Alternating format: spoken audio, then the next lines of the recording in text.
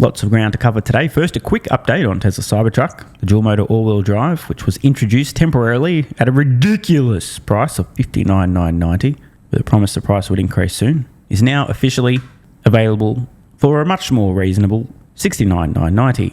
After wait times blew out to truly absurd levels, anyone ordering one of these today is going to be waiting until 2027 to take delivery.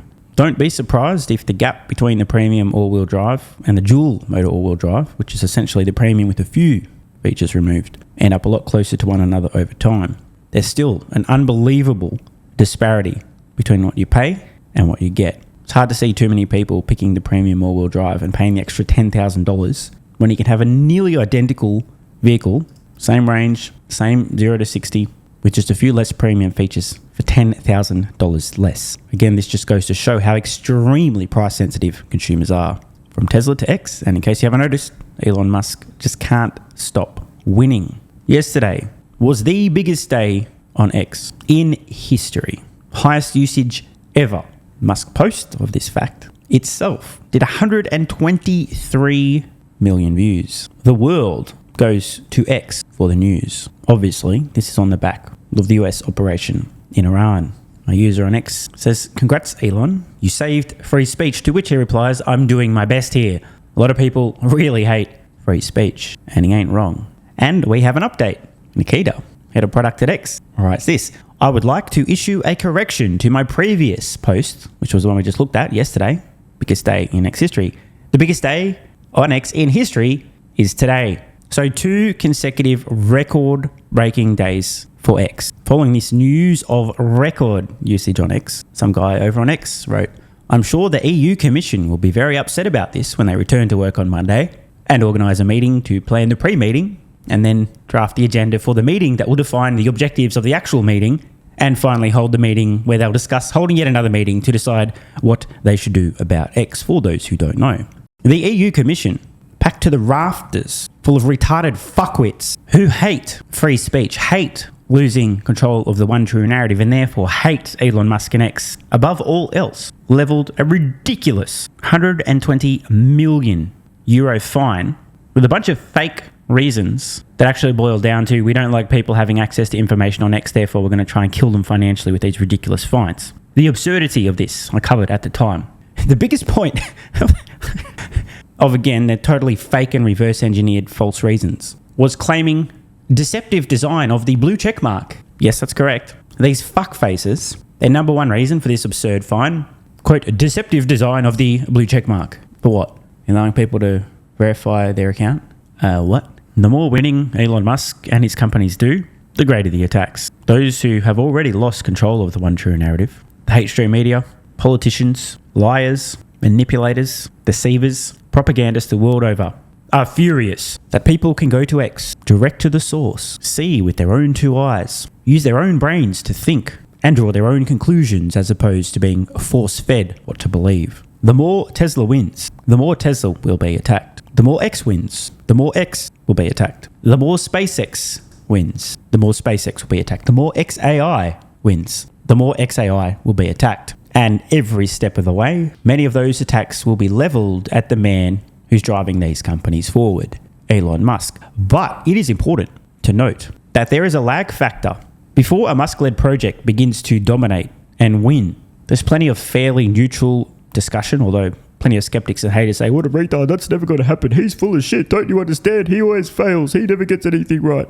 But before entrenched industries and competitors feel threatened, they see no reason to attack. People didn't take Tesla seriously until they started to dominate EV sales, disrupt the entire automotive industry. They laughed, mocked and ridiculed the idea of X having any meaningful success under Musk's leadership, and now they ain't laughing at all. They laughed at the idea of SpaceX and reusable rockets until they didn't. Laughed at the idea of Starlink, space-based internet, until they didn't. Well, we're now in the stage of Elon Musk and SpaceX making very clear their intent to launch shitloads, literally 1 million satellites, data centers in space for AI inference and training. Such a ludicrous sounding project that right now, no one feels threatened whatsoever. People are extremely dismissive of the idea, including recently Sam Altman of OpenAI. So we have a short window of time in which we're likely to hear some fair and reasonable discussion of this idea with a lot of doubt and skepticism around whether or not it can actually be pulled off. But a few years from now, as success begins to manifest and massive success at scale becomes inevitable, they're going to turn on SpaceX in a big way. So enjoy it while it lasts. Let's watch this clip from The Economist on SpaceX's plans to put data centers in space. Some people in the industry are saying that the best place to build data centers in the very near future is going to be in orbit. And that is why Elon Musk has just merged his rocket company, SpaceX, with his AI lab, XAI, because that gives him, and so far only him, both pieces of the puzzle. But he's far from the only person pursuing this idea. And as it becomes more expensive to build data centers on Earth and more difficult to get enough energy to power them, the idea is gaining ground. So I suppose the starting point here, Alex, and I think the reason people have been paying more attention to this in the past few weeks is the merger that Elon Musk has done of basically merging XAI into SpaceX. AI and rockets, why do they go together? What is he thinking? Yeah, well, I mean, obviously there are a lot of reasons for Musk to do this, partially just consolidating his empire, partially SpaceX throws off cash because it has actual subscribers who pay money for Starlink, and XAI eats up cash because it's got infinite training costs. So even before you get to the flashy top line, I think there's some financial engineering that makes this make sense. But the flashy top line is really flashy, right? Elon Musk has applied to the FCC to launch 1 million satellites to train AI models in space. This is something that I thought was ridiculous. Well, we thought 40,000 satellites for Starlink. I mean, that sounded, it was like originally 8,000 or something. I know. And now it's going to be, oh no, it's going to be 40 or 50. So now he's going to 1 million. And I think we've actually got a video of what this might look like. So what's the basic idea here? What are we seeing? This is by Scott Manley, who is a aerospace YouTuber. This is a model of what we think SpaceX's data center mega constellation may in fact look like. And I say mega constellation when we've been calling Starlink a mega constellation, but this actual FCC application or whatever suggests that they may in fact have 1 million satellites as opposed to Starlink, which is merely thousands or tens of thousands. That's a weird layout, right? It's a weird layout, so what are we seeing there? So basically you've got that kind of halo around the outside, and that's in a very special orbit called a sun-synchronous orbit. And this is an orbit that essentially means you're on the line between day and night all the time. And if you can put something into that orbit, it's basically in sunlight 24/7. Yeah, great time to take a pause here. That's the whole point. If you're going to be in space, the primary reason for this is energy constraints on Earth. Not the only reason, but primary. You obviously want to be facing the sun 24 hours a day, so you can be doing AI training and inference 24 hours a day. And we do have to be real here. The scale of this project is ridiculous. It is audacious. It's absolutely fucking insane. That doesn't mean SpaceX ain't serious. They are. It just means nothing like this has ever been done before. And the comments about Starlink originally, I remember when this thing was first announced. I actually have an email exchange with my dad going back to, I think, 2014, when I was talking about the huge impact this would have. Space-based internet reaching every square centimetre of the Earth, people being able to lift themselves out of poverty because they have access to information. I was super stoked about this. But at the time, the idea of SpaceX launching thousands of space-based satellites to provide internet access globally was ridiculous. And there's been massive expansions to the number of satellites in the Starlink constellation, which continues to grow. So ridiculous is an accurate description. And right now, a lot of folks, given Musk's track record, will go, well, you know, maybe they might be somewhat successful in this eventually, maybe.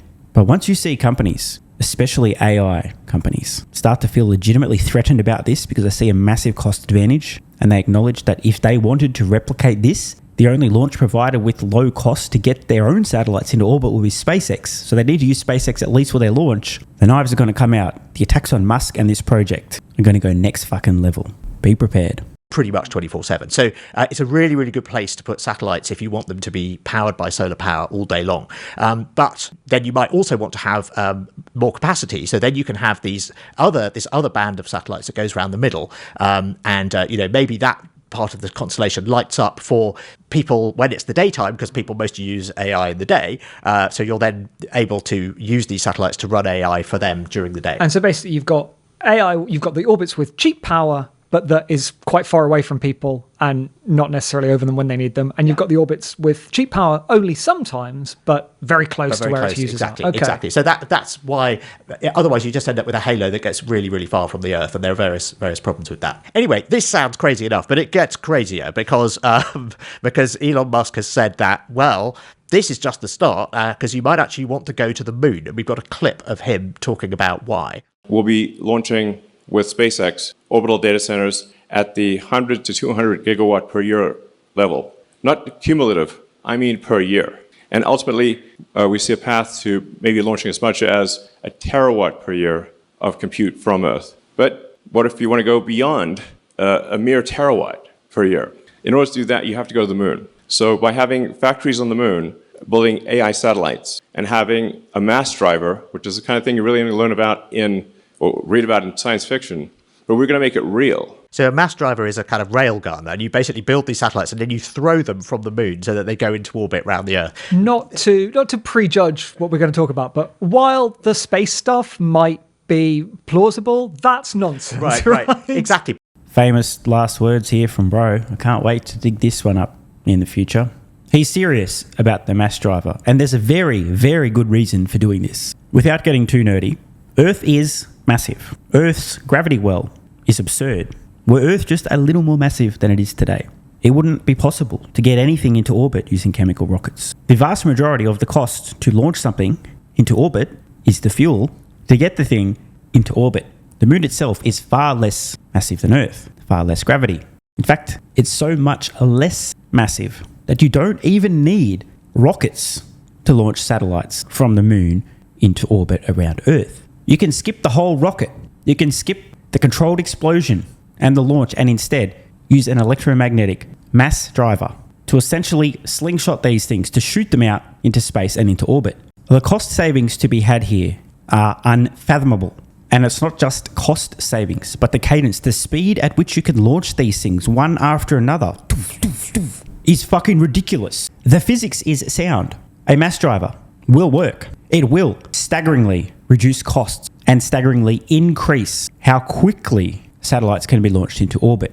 I currently have a few grok agents explaining why these guys are completely fucking retarded. To describe this as nonsense and to imply it's somehow an attempt to pump up the stock price, the IPO price of SpaceX, I've prompted Grok here, Grok Heavy by the way, my favourite, and it's already done. Hi Grok, what would the discount DCF be for free cash flow 20 years from now with a high degree of uncertainty? Now we're going to skip over all the autistic math here and just get to the fucking point. Grok's put together a table here.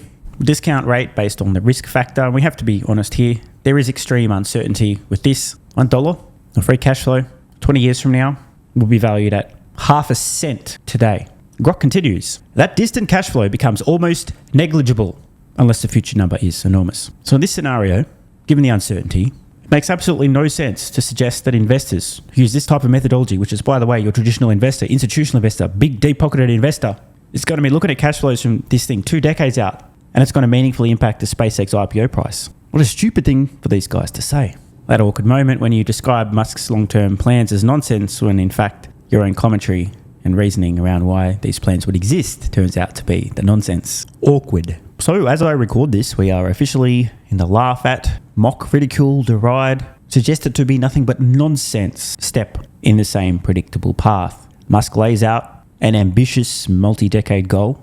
First they laugh, actually first they ignore, then they laugh, then they mock and ridicule and deride and downplay. And then eventually when people realize, oh shit, it's actually going to happen, competitors start to panic and attack viciously. I've seen this story before. You've been warned. Want more content? Early access? A bunch of perks? Click the links in the pinned comment. AG1 has been part of my daily health protocol for almost half a decade. It's packed full of vitamins and minerals and helps me fill in nutritional gaps while supporting energy, digestion, and immune function. It also has prebiotics and probiotics to promote gut health. I take my health very seriously, and so should you. Try AG1 today by visiting drinkag1.com/SMR or click the link in the pinned comment and enjoy a free welcome kit with vitamin D3 plus K2 and AG1 travel packs. That's drinkag1.com/SMR.